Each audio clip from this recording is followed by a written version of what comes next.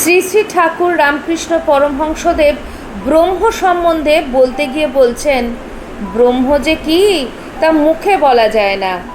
সব জিনিস উচ্ছিষ্ট হয়ে গেছে। বেদ, পুরাণ, তন্ত্র, স্বরদর্শন সব এঁটো হয়ে গেছে। মুখে পড়া হয়েছে, মুখে উচ্চারণ হয়েছে, তাই এঁটো হয়েছে। কিন্তু একটি জিনিস কেবল উচ্ছিষ্ট হয় নাই, সেই জিনিসটি ব্রহ্ম। ব্রহ্ম যে কি আজ পর্যন্ত কেহ মুখে বলিতে পারে নাই। শ্রী শ্রী ঠাকুরের সাথে ঈশ্বরচন্দ্র বিদ্যাসাগর মহাশয়ের একবার সাক্ষাৎ হয়েছিল। সেই ঐতিহাসিক সাক্ষাৎকারের খুব সুন্দর একটি বিবরণ আমরা পাই শ্রীম কথিত শ্রীরামকৃষ্ণ কথামৃততে। আসুন আজকে আপনাদের সাথে শেয়ার করি সেই সাক্ষাৎকারের পূর্ণাঙ্গ বিবরণ। নমস্কার, life stories with Soma YouTube চ্যানেলের সকল দর্শক শ্রোতা বন্ধুকে আমন্ত্রণ জানাই আমার আজকের ভিডিওটিতে। 1820 সালে জন্ম হয়েছিল ঈশ্বরচন্দ্র বিদ্যাসাগর মহাশয়ের, আর গদাধর চট্টোপাধ্যায়ের জন্ম হয়েছিল 1836 সালে। কথামৃত বলছে, শৈশবে শ্রী শ্রী ঠাকুর রামকৃষ্ণ পরমহংসদেব বিদ্যাসাগর মহাশয়ের গুণকীর্তন বহু শুনেছেন, তাই তার সঙ্গে সাক্ষাতের ইচ্ছে ছিল তার বহু দিনের। সেই ইচ্ছেও একদিন পূর্ণ হলো। দক্ষিণেশ্বর থেকে ঠাকুর দেখা করতে গেলেন ঈশ্বরচন্দ্র বিদ্যাসাগর মহাশয়ের আমহা স্ট্রিটের বাড়িতে।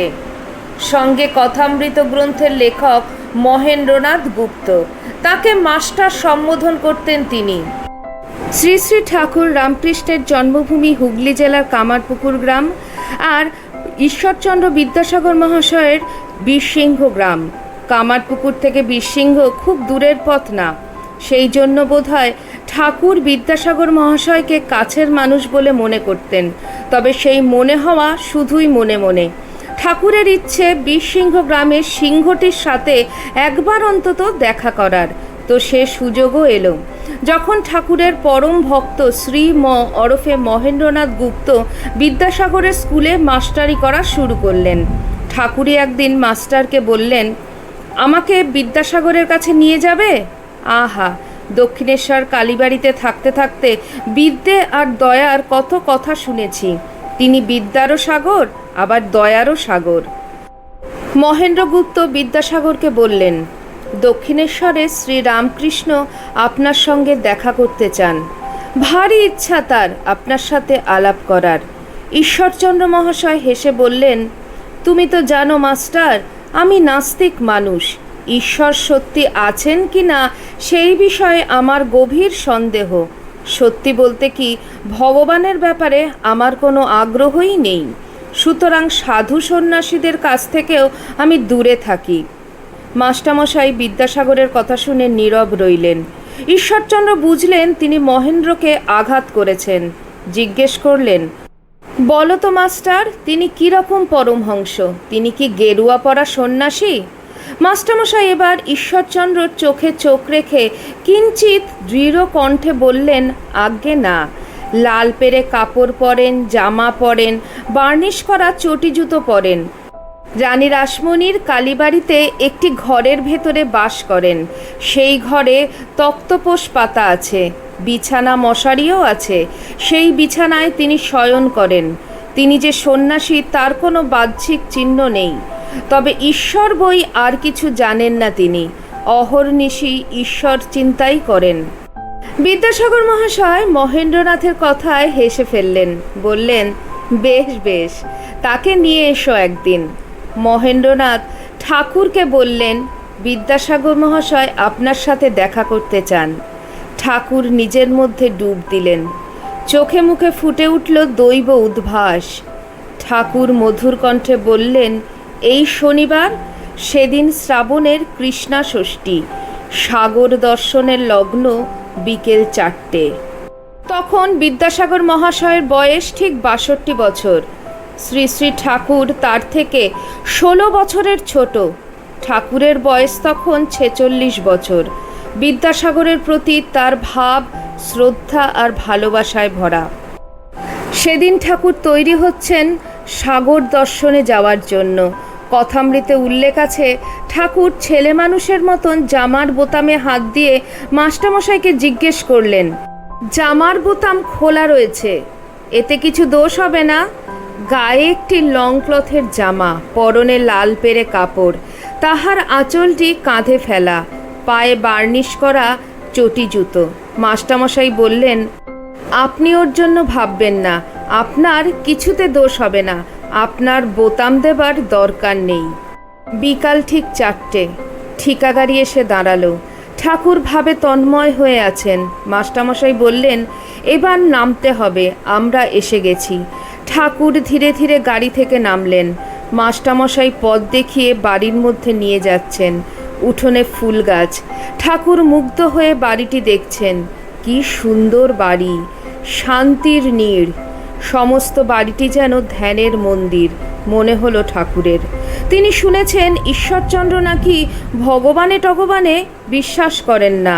মৃদু হাসছেন ঠাকুর। ঈশ্বর অবিশ্বাসী ঈশ্বরচন্দ্র বিদ্যাসাগরের সঙ্গে সাক্ষাৎ হয়েছিল ঠাকুর শ্রী শ্রী রামকৃষ্ণ পরমহংসদেবের। কেমন ছিল দুই কিংবদন্তির সাক্ষাৎ? আসুন সেটা জানতে আমরা ফিরে যাই সেই মাহেন্দ্রক্ষণে। বিদ্যাসাগর মহাপণ্ডিত। তিনি স্বরদর্শন পাঠ করেছেন, জানতে চেয়েছেন ঈশ্বরকে, আর এইটুকু বুঝতে পেরেছেন যে ঈশ্বরের বিষয়ে কিছুই জানা যায় না। ঠাকুর তাকালেন বিদ্যাসাগরের দিকে, যেন বুঝতে পারলেন বিদ্যাসাগরের মনের কথা। বললেন, ব্রহ্ম বিদ্যা ও অবিদ্যার পার, তিনি মায়াতীত।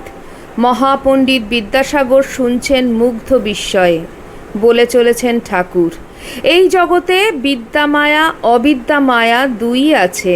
জ্ঞান ভক্তি আছে, আবার কামিনী কাঞ্চনও আছে। সৎও আছে, আবার অসৎও আছে। ভালো আছে, আবার মন্দও আছে।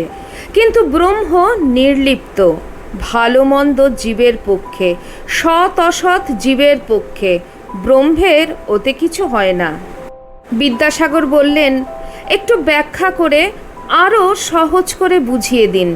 ঠাকুর সহজ সরল হাসি হেসে বললেন, প্রদীপ যেমন নির্লিপ্ত, ব্রহ্ম সেই রূপ। প্রদীপের সামনে কেউ ভাগবত পড়ছে, আর কেউ বা জাল করছে। প্রদীপের তাতে কিছু যায় আসে না, কোনো কাজটির সঙ্গেই প্রদীপ যুক্ত হচ্ছে না, সে নির্লিপ্তভাবে শুধু জ্বলছে। যদি বলো দুঃখ পাপ অশান্তি এ সকল তবে কি? তার উত্তর এই যে ওই সব জীবের পক্ষে, ব্রহ্ম নির্লিপ্ত। যেমন ধরো সাপের মধ্যে বিষ আছে, অন্যকে কামড়ালে মরে যায়, সাপের কিন্তু কিছু হয় না। বিদ্যাসাগরের মুখে রা নেই। তিনি ক্রমে বুঝতে পারছেন এক নিরক্ষর ব্রাহ্মণের মুখে বেদান্ত কি সহজ সরল ভাষায় উচ্চারিত হচ্ছে। ঠাকুর বললেন, ব্রহ্ম যে কি মুখে বলা যায় না, সব জিনিস উচ্ছিষ্ট হয়ে গেছে। বেদ পুরাণ তন্ত্র স্বরদর্শন সব এঁটো। ঠাকুর একটু থামলেন, তাকালেন বিদ্যাসাগরের মুখের দিকে। বিস্মিত বিদ্যাসাগর প্রশ্ন করলেন, এঁটো কেন? ঠাকুর হেসে উত্তর দিলেন, মুখে পড়া হয়েছে, মুখে উচ্চারণ হয়েছে, তাই এঁটো হয়ে গেছে। কিন্তু একটি জিনিস কেবল উচ্ছিষ্ট হয়নি গো, সেই জিনিসটি ব্রহ্ম। ব্রহ্ম যে কি আজ পর্যন্ত কেউ মুখে বলতে পারেনি। বিদ্যাসাগরের বুকের ভেতরটা তোলপাড় করে উঠল, আবেগে কাঁপছে তার শরীর। ঠাকুর বয়সে অনেক ছোট, তবু বিদ্যাসাগরের ইচ্ছে হলো তার কাছে নতজানু হওয়ার। তিনি শুধু কম্পিত কণ্ঠে বললেন, আজ একটি নতুন কথা শিখলাম, ব্রহ্ম উচ্ছিষ্ট হননি। ঘরে তখন অনেক মানুষের ভিড় হয়ে গেছে, সবাই শুনছে ঠাকুরের কথা। কি সহজ, কি প্রাণস্পর্শী, কি গভীর। ঠাকুর কি অনায়াসে আড়াল সরিয়ে দিচ্ছেন। ফুটে উঠছে নতুন আলো, জাগ্রত হচ্ছে নবচেতনা, উদ্ঘাটিত হচ্ছে সত্যের মুখ। ঠাকুর বললেন, এবার একটা গল্প বলছি শোনো। এক বাপের দুটি ছেলে। ব্রহ্মবিদ্যা শেখার জন্য ছেলে দুটিকে বাপ আচার্যের হাতে দিলেন। কয়েক বছর পরে তারা গুরুগৃহ থেকে ফিরে এলো। এসে বাপকে প্রণাম করলে। বাপের এবার ইচ্ছে হলো এদের ব্রহ্মজ্ঞান কেমন হয়েছে একটু বাজিয়ে দেখবার। বড় ছেলেকে জিজ্ঞেস করলেন, বাপ, তুমি তো সব পড়েছ, ব্রহ্ম কিরূপ বলো দেখি। বড় ছেলেটি বেদ থেকে নানান শ্লোক বলে বলে ব্রহ্মের স্বরূপ বোঝাতে লাগলো। বাপ শুনলেন, কোনো কথা বললেন না। বড় ছেলে বাপের মনের ভাব বুঝতে পারল না। এবার ছোট ছেলেকে বললেন, তুমি বলো দেখি ব্রহ্মের কী রূপ। ছোট ছেলের মুখে কোনো কথা নেই, সে হেঁট মুখে নীরবে দাঁড়িয়ে থাকলো। বাপ প্রসন্ন হয়ে ছোট ছেলেকে বললেন, বাপু, তুমি একটু বুঝেছ, ব্রহ্ম যে কি তা মুখে বলা যায় না। ঠাকুর কিছুক্ষণ থামলেন। তিনি জানেন সাধারণ মানুষকে তার কথার মর্ম বুঝতে একটু সময় দিতে হয়। তারপর তার গল্পের সূত্রটি ধরেই বললেন, মানুষ মনে করে আমরা তাকে জেনে ফেলেছি, কিন্তু সত্যি কি জানা যায়? জানা গেলেও কতটুকুই বা জানা যায় তাকে? বিদ্যাসাগর নিবিষ্ট হয়ে শুনছেন আর অপলক তাকিয়ে আছেন ঠাকুরের দিকে। আর কারোর কথা শুনে কখনো এমন ঘোর লাগেনি তার। ঠাকুর বিদ্যাসাগরের মুখের দিকে তাকিয়েই বললেন, আর একটা গল্প বলছি শোনো। একটা পিঁপড়ে চিনির পাহাড়ে গেছিল। এক দানা খেয়ে পেট ভরে গেল, আর এক দানা মুখে করে সে বাসার পথে চলেছে। যাবার সময় ভাবল, এবার এসে সব পাহাড়টা নিয়ে যাব। ক্ষুদ্র জীবেরা এইসব মনে করে, জানে না ব্রহ্ম বাক্য মনের অতীত, যে যতই বড় হোক না কেন তাকে জানা যায় না। বিদ্যাসাগর হঠাৎ বলে ফেললেন, কেন সুখদেব? ঠাকুর হেসে বললেন, সুখদেবাদি না হয় ডেও পিঁপড়ে, চিনির ৮-৯টা দানা না হয় মুখে করেছে, তার বেশি নয়। ঘরে এত মানুষ, তবু পিন পড়লে শব্দ পাওয়া যাবে। রোজ কত পণ্ডিত মানুষের আসা যাওয়া বিদ্যাসাগরের বাড়িতে, কিন্তু এমন জীবন্ত বেদান্ত কখনো দেখেনি। শ্রীরামকৃষ্ণের কথা শুনছেন আর ভাবছেন বিদ্যাসাগর। ঠাকুর বলতে লাগলেন, তবে বেদে পুরাণে যা বলেছে সে কী রকম বলা জানো? বিদ্যাসাগর বুঝলেন ঘরের মধ্যে আর কেউ না বুঝুক, তিনি অন্তত ধারণা করতে পারলেন ঠাকুরের কণ্ঠে নতুনভাবে ব্যাখ্যাত হতে চলেছে বেদ ও পুরাণ। তিনি উদ্গ্রীব হয়ে শুনছেন। ঠাকুর বললেন, একজন সাগর দেখে এলে কেউ যদি জিজ্ঞেস করে কেমন দেখলে, সে লোক মুখ হা করে বলে, ওহ কি দেখলুম, কি হিল্লোল, কি কল্লোল। ব্রহ্মের কথাও সেই রকম। বেদে আছে তিনি আনন্দ স্বরূপ, সচ্চিদানন্দ। বিস্মিত বিদ্যাসাগর, শ্রীরামকৃষ্ণ বেদ পড়েছেন? তিনি তো নিরক্ষর। বিদ্যাসাগর মশাই কি ভাবছেন ঠাকুর যেন বুঝতে পারলেন। বললেন, সুখদেবাদি এই ব্রহ্মসাগর তটে দাঁড়িয়ে দর্শন স্পর্শন করেছিলেন মাত্র, তারা কিন্তু ব্রহ্মসাগরে নামেননি। এই সাগরে নামলে আর ফেরবার জো নেই গো। ঠাকুরের কথায় চমকে উঠলেন বিদ্যাসাগর। এ তো একেবারে নতুন কথা, অথচ কি অবলীলায় কথাটি বললেন পরমহংস। বিদ্যাসাগর প্রশ্ন করলেন, তাহলে ব্রহ্মাণ্ড জ্ঞান হবার উপায়? ঠাকুর উত্তর দিলেন, সমাধিস্থ হলে ব্রহ্মজ্ঞান হয়।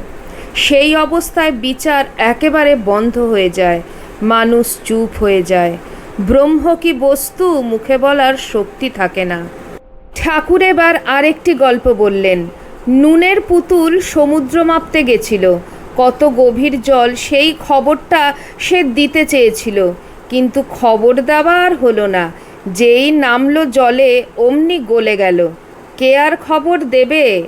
একজন প্রশ্ন করলেন, সমাধিস্থ ব্যক্তি যার ব্রহ্মজ্ঞান হয়েছে তিনি কি আর কথা কন না? বিদ্যাসাগরকে চমকে দিল ঠাকুরের বিদ্যুতের মতন উত্তর।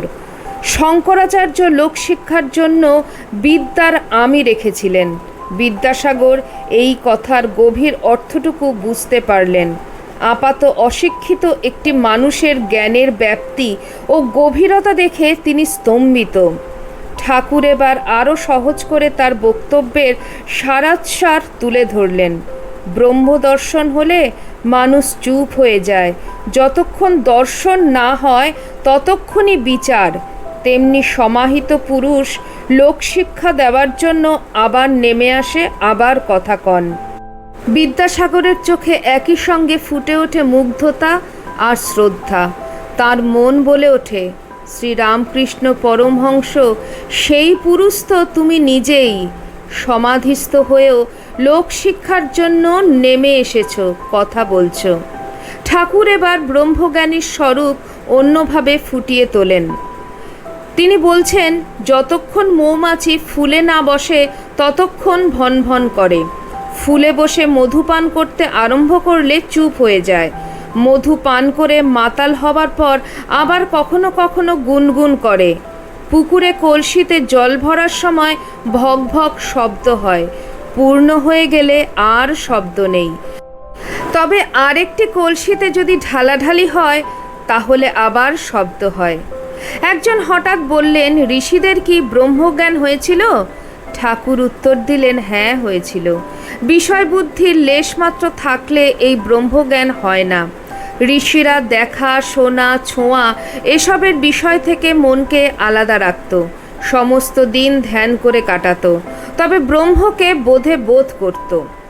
এবার সরাসরি বিদ্যাসাগরের দিকে তাকালেন ঠাকুর, বললেন, কলিতে অন্নগত প্রাণ, দেহ বুদ্ধি যায় না। যারা বিষয় ত্যাগ করতে পারে না তাদের আমি কোনোভাবে যায় না। তাদের বরং আমি ব্রহ্ম না বলে বলা উচিত, আমি ভক্ত, আমি দাস। এই অভিমান ভালো। ভক্তিপথে থাকলেও তাকে পাওয়া যায়। বিদ্যাসাগরকে যেন সরাসরি বলছেন ঠাকুর, জ্ঞানীর পথ পথ, আবার জ্ঞান ভক্তির পথ পথ, আবার ভক্তির পথ পথ।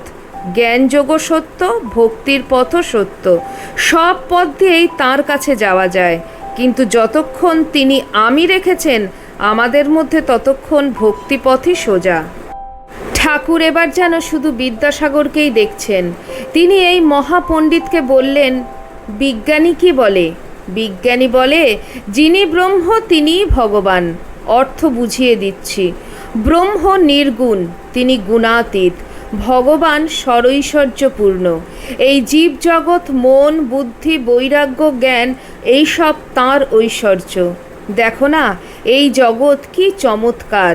কত রকম জিনিস, চন্দ্র, সূর্য, নক্ষত্র, কত রকম জীব, বড় ছোট, ভালো মন্দ, কারো বেশি শক্তি, কারো কম শক্তি। ব্রহ্মই ভগবান হয়েছেন।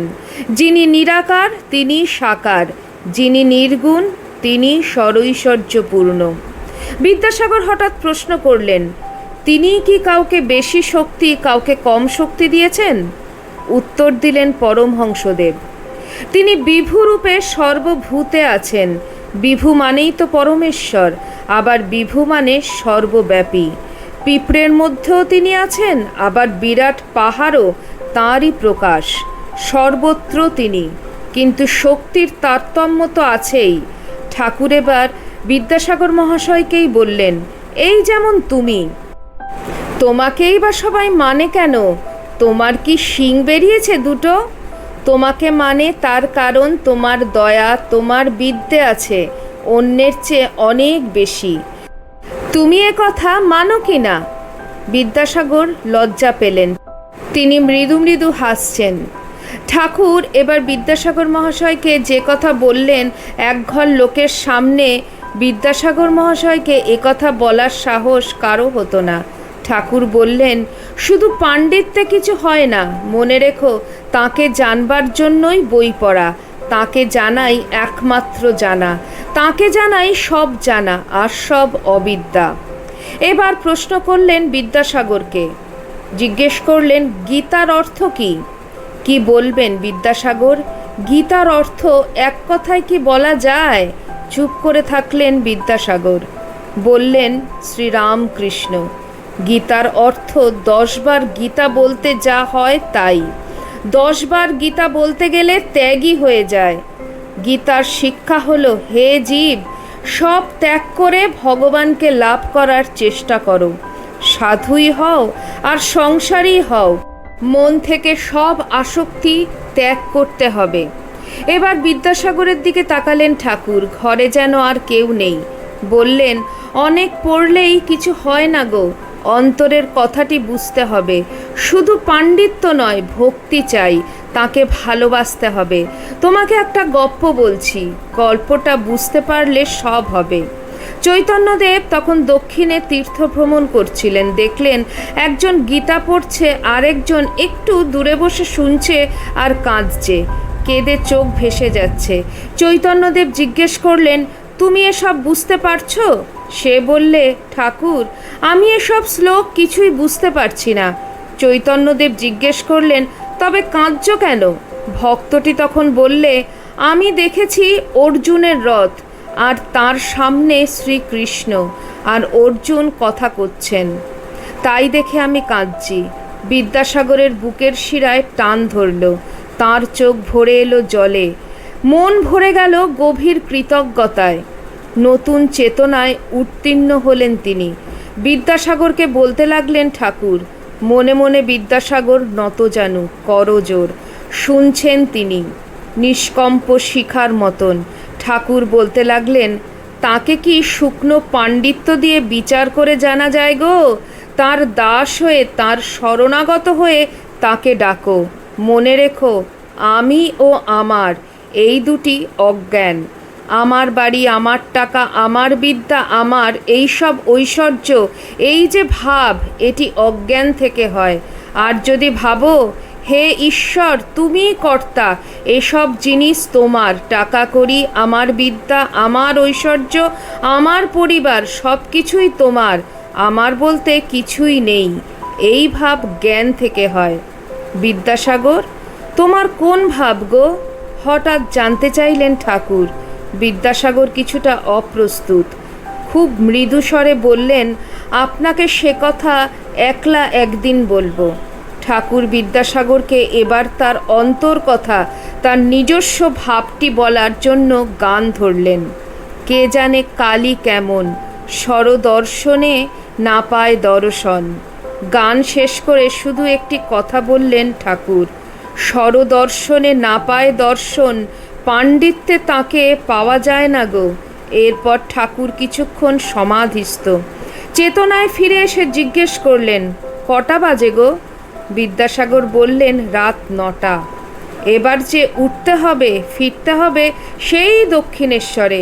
ঠাকুরকে বিদায় দিতে মন চাইছে না বিদ্যাসাগরের। কেন তার এমন হলো? ঠাকুর লাবণ্যময় কণ্ঠে বিদ্যাসাগরকে বললেন, একবার বাগান দেখতে যেও, রাসমণির বাগান, ভারী চমৎকার জায়গা। বিদ্যাসাগর মহাশয় বললেন, যাব বই কি, আপনি এলেন আর আমি যাব না? ঠাকুর বললেন, আমার কাছে? ছি ছি। বিদ্যাসাগর বললেন, সে কি, এমন কথা বললেন কেন, আমায় বুঝিয়ে দিন। ঠাকুর সহাস্যে বললেন, আমরা জেলে ডিঙি, খাল বিল, আবার বড় নদীতেও যেতে পারি, কিন্তু তুমি তো জাহাজ গো, কি জানি যেতে গিয়ে চড়াই পাছে লেগে যায়। বিদ্যাসাগর চুপ, উত্তর খুঁজে পাচ্ছেন না। ঠাকুরই এগিয়ে এলেন বিদ্যাসাগরকে উদ্ধার করতে। বললেন, তবে এ সময় জাহাজও যেতে পারে। বিদ্যাসাগর ইঙ্গিতটি ধরতে পারলেন, হেসে বললেন, হ্যাঁ, এটা বর্ষাকাল বটে। মহেন্দ্রগুপ্ত টিপ্পনি কাটলেন, এ তো নবানুরাগের বর্ষা, নবানুরাগের সময় মান অপমান বোধ থাকে না বটে। ঠাকুর ইতিমধ্যে উঠে পড়েছেন, তিনি সিঁড়ি দিয়ে নামছেন, একজন ভক্তের হাত ধরে আছেন। বিদ্যাসাগর আগে আগে চলেছেন, বাতি হাতে পথ দেখাচ্ছেন তিনি। শ্রাবণ কৃষ্ণা ষষ্ঠী, এখনও চাঁদ ওঠেনি, দূরে কোথাও বৃষ্টি হয়েছে, বাতাস ভিজে ভিজে মিঠে, বাতাসে ভেজা ঘাস পাতা, মাটির সুবাস। তমসাবৃত উদ্যানভূমির মধ্যে দিয়ে চলেছেন ঠাকুর। বাতির ক্ষীণালোক বহন করে ফটকের সামনে বিদ্যাসাগর। ঠাকুর ফটকে পৌঁছতেই সামনে এসে দাঁড়ালো এক গৌরবর্ণ বাঙালি পোশাক পরা যুবক।